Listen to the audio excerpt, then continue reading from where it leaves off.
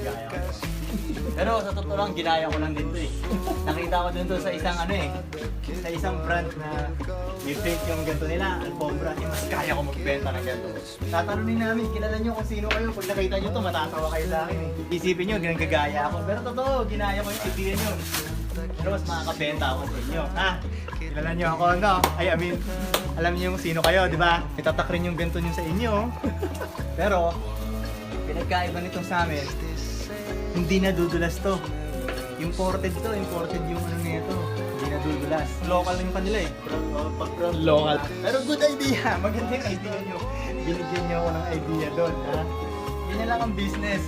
Pwede kayong manggaya. Ang importante na doon, sinong pera. Okay? Okay lang manggaya.